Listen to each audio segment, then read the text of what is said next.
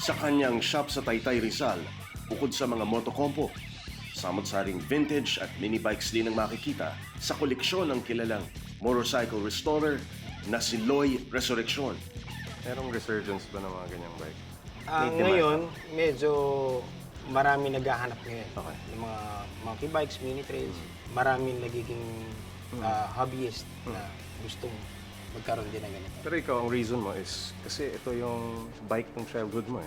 Gusto ko lang ulit magkaroon para ma-experience din yung mga anak ko.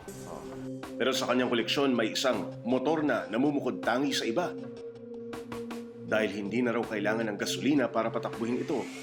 Ito ang tinatawag na moped o motorsiklong de pedal.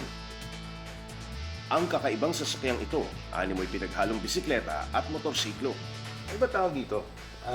Motoped, Motoped. Yun yung brand or yun yung... yun yung brand. Okay. Pero generally, paano sila tinatawag? Considered moped. Taong 2014 nang sumikat ang motorcycle brand na Motoped sa paggawa ng mga lightweight pero heavy-duty na moped tulad nito. Ano ba moped? Ito yung motorsiklo, Na may pedal. may pedal. Okay, so ano ito? Saan ginagamit? Nag-start to sa US for recreation.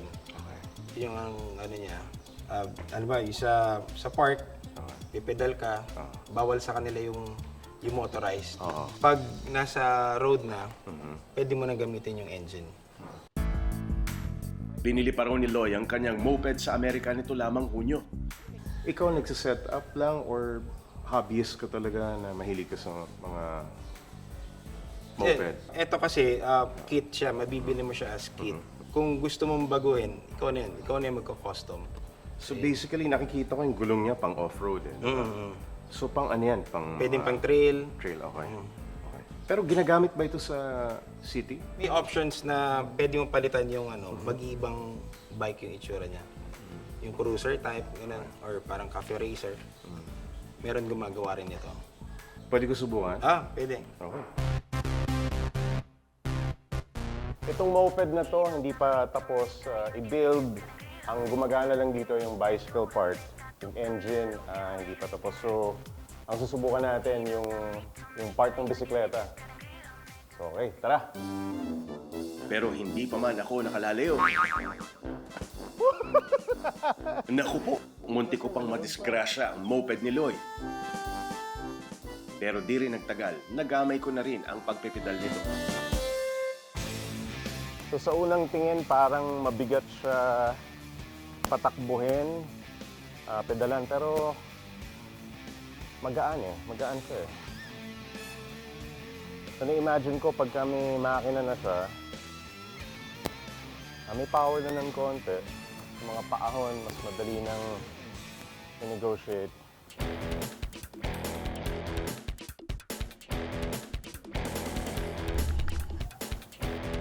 Ang napapansin ko dito, madali siya i-pedal. Yung impression mo na talagang mahirapan siya sa paakyat, sa maputik. Mukhang kayang-kaya niya eh.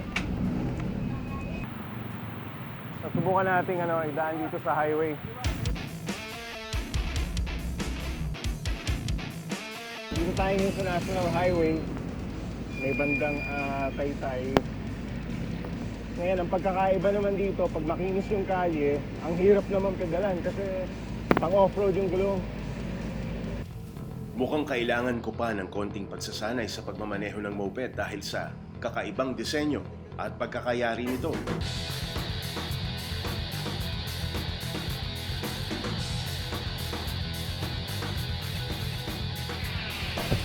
Ayos! Okay, thank you. Ano siya, no? Masarap gamitin sa off-road. Pero, hirap din sa patag kasi magalaw. Medyo mabigat. Oo, mabigat siya. Pedal power tsaka engine power. No? Pero okay sana to kung matest natin yung engine no? Yun yung parang dirt bike na character niya, di ba? Makalipas ang isang linggo, natapos na ni Loy ang pag-assemble ng makina ng moped. Siya naman ang nag-test drive sa bago niyang Cobra. Kapag pinaandar na ang makina ng motoped, Pareho lang ang paraan ng pagmamaneho nito sa ordinaryong motorsiklo. Karaniwang pinapaandar ang makina ng motoped sa paahong daan. Mas madali kasi magpedal sa patag at mga pababang kalye. Sa sistemang ito, mas makatitipid sa gasolinang makukonsumo. Ito, nakasetup siya for trail. So, mas masarap sana siyang gamitin talaga sa trail or sa mga rough road. Pero kung sakali, pwede rin naman siyang palitan yung tires niya ng road tires. Pwede mo siyang gamitin din sa kalsada.